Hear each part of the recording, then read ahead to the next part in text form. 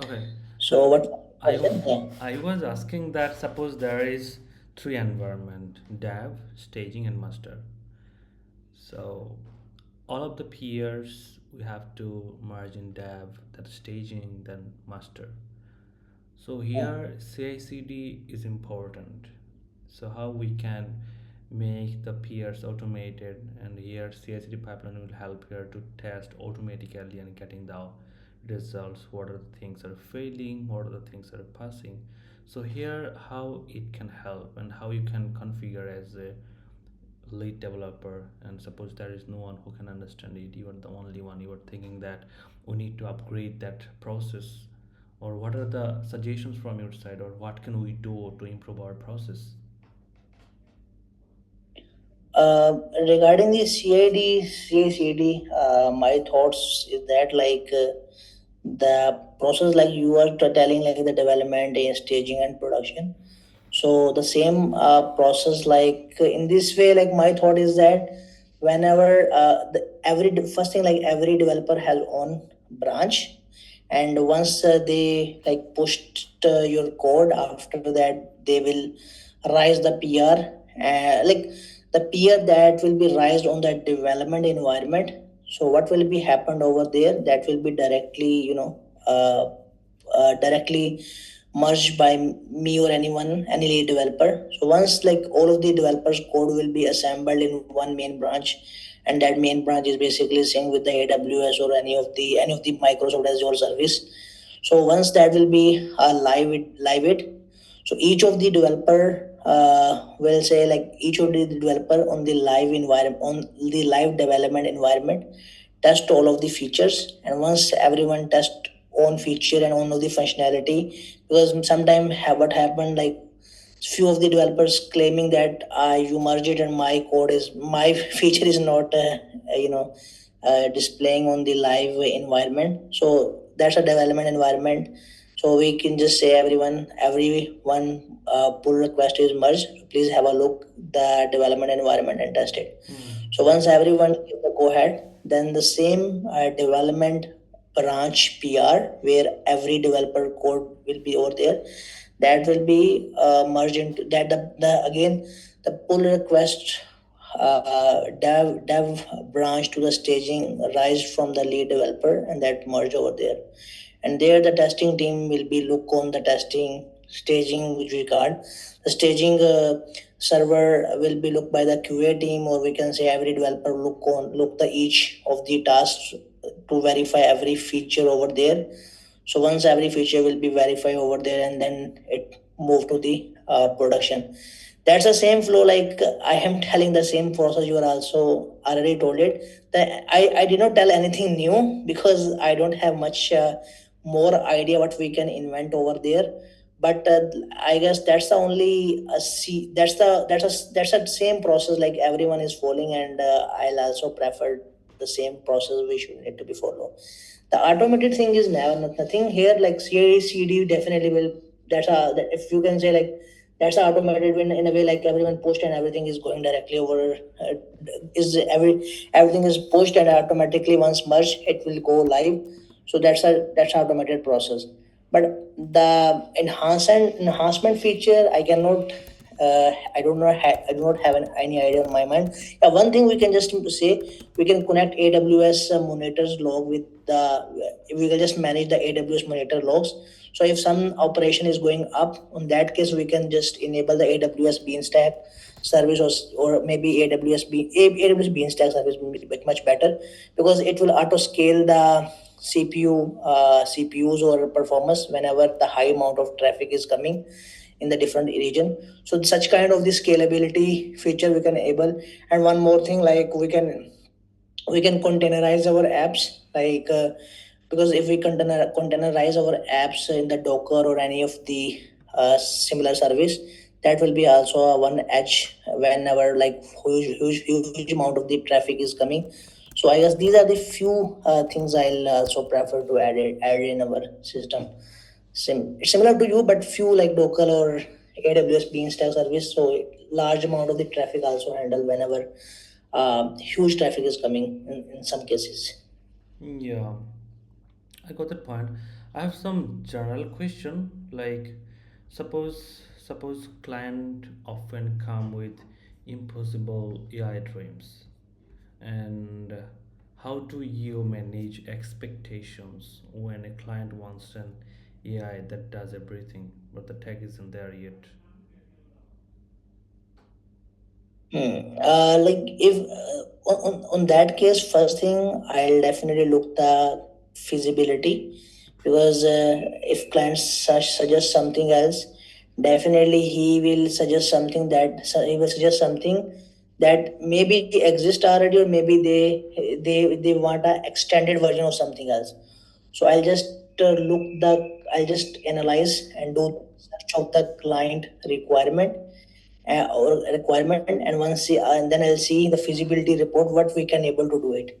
So first I'll prioritize that thing that we can able to achieve it, because client prefer to client prefer at least something we can something deliver it. Like like if he said like out 10 things, so out of 10 things, if we achieve like 9 things, and the 10th thing and the 10th part we will achieve at the end, that is acceptable. But if we say like we cannot able to deliver directly, that's also not acceptable. Yeah. So my approach, prioritize, I research and prioritize, and I say that this one we can able to do and we can able to start it. So I'll deliver it. So he convinced, okay, such something this guy is delivered, and then I'll say this one is the one that we can maybe able to achieve, maybe able to note, but we need a time to look on it.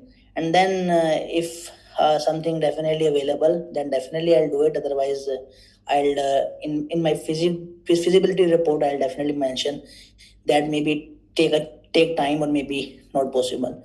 So this way I can able to handle the situation, and I think so that's the only that's a way to handle out, because nothing never ever possible like out of 10 each thing is not possible. Yeah, one thing is not possible, 9 things are possible, that definitely we should need to do it. Yeah, nice, nice. You have worked solving many problems in your university life.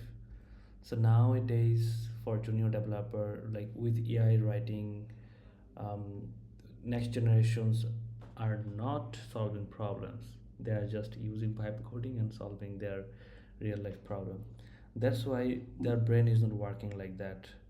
When when someone is solving a programming problem, his mindset is working and brain is working. But when they are doing pipe coding, their mindset is not working, brain is not working, just solving and getting the output. Then they become very much lazy, and once a time they are not being expert. So that is a problem. So what will be your suggestion to the?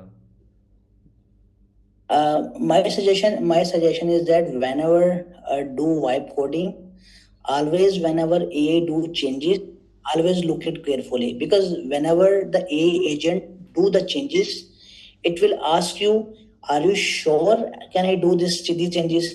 So my suggestion to the junior developer, always read the changes that AI is doing it, because if the blindly he will accept it, then definitely the situation is coming, the code will be messed, or the problem will never be solved. Because most of the time what will be happen, the agent, whenever I'll prompt it do this thing, the agent do all of the coding, do all of the necessary changes. Then after that it asks like, can do you want to accept it or do you want to not? On that case, what I am doing, I was basically seeing every files what exactly he changed, the agent changed it. So once the agent once I'll recognize these what this change means, what this change agent is doing and why it is did it, then we should need to accept it, and then we can say accept. But like out of 5 or 7 changes, like 1 and 2 things that definitely the developer does not know what agent is doing out. On that case, on that change, we can ask to the agent like what why basically can you explain about this that change. And if we elaborate on that case, we can say like I don't have any that idea, or maybe we can just tweak ourselves on that area where we are not confident, and we can say that is not the right part, that is not a thing that I wanted to do. So that way, if such kind of the process will follow, like we can just review the changes, we'll accept it. We will not accept those changes where we need a tweak. We know that that's a wrong thing. So that way we can able to, we can make a collaborative environment between agent and between a junior developer. And that thing I would suggest to junior developer, you must need to be use it. Yeah, I think so, correct. But regarding agentic, I want to know about like, can you explain a multi-agent workflow you have built, and how did the agents communicate with each other, and how did you prevent infinite loops or runaway API cost? Multi agent, can you elaborate like on which specific area which like you are asking? It can The be in multi it can be in communication or real estate or consultancy agent or coding agent, where these are Mhm. helping you, or suppose I want to build a system where I will just vibe coding, this will create a book and it will be published. So here multi-agent Mhm. can help here. So how the workflow can be working? Did you work on that N8N, or you will work on another AI or other automation tools? What do you think here? What I was used basically a tool calling here. That's the basically OpenAI or any Gemini tool calling concept here is coming out. So what will be happen, like if something we will say like I wa- if I will say like I have to create a document. On that case, the request goes to the OpenAI, and there we have the tool call functions. Mm. The tool call function, what will do? It will decide it out that request goes to which agent. It should need to activate the document creation agent or tool, or we should need to activate here the other agent. If I will like, if we have a two agent, I will say make a reports of these Excel sheet data. That's a separate tool call function. Like basically, what I am saying out, I would give, I would design the tool calling concept that basically decide out what is the what which agent is basically called, and the agent which is the called, that for that one the tool call action is basically call it. Like for example, the request is coming, that request goes to the OpenAI, and OpenAI says that you should need to call that tool call agent. And once the tool call agent will be returned out, that tool call a agent I will be, that tool call a agent will be automatically called it. So we can say the tool call agent is a worker also. Like there are multiple workers or multiple agents here. So the agent for that one, the instruction or information, write it out here. The only those worker or those tool call agent should be activated out, for which the work is basically demanded out. I mean, like we have, maybe you have an idea about the MCP server. So I was basically working on I was basically designed the MCP server recently. So the same idea is over there. Like I was designed almost 50 plus, tools calls over there uh, inside the MCP. So main request goes to the MCP server. MCP server is decided on which tool should need to be called it. So for the so if the request is coming for the request is coming for which of the worker, that automatically decided by the LLM, and LLM say okay, that's the worker we should need to call it. So the same process I'll follow everywhere, if if any of the multi a agent I am designing out. So that's the techniques I will be follow in that cases. Yeah, okay. Got the idea. Regarding database question, I have one concern. Suppose, did you work on NoSQL, NoQL, or MongoDB, and also relational databases, PostgreSQL? Yeah, I do have experience on both databases, So, and so, yeah, you can so ask. for AI integrated project, which DB is the best? What do you think? For the AI integrated project, I guess right in I'll prefer to work on the Supabase because the vectorization, the vector database also available in the Supabase.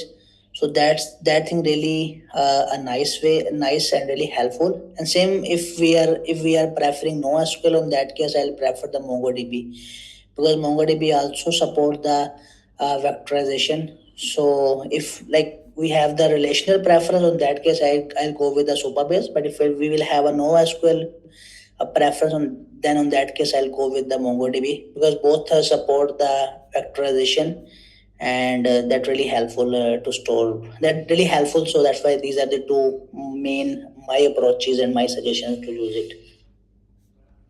Yeah, correct. I think pretty much I got that you are very much expert in AI automation and AI projects, SaaS projects.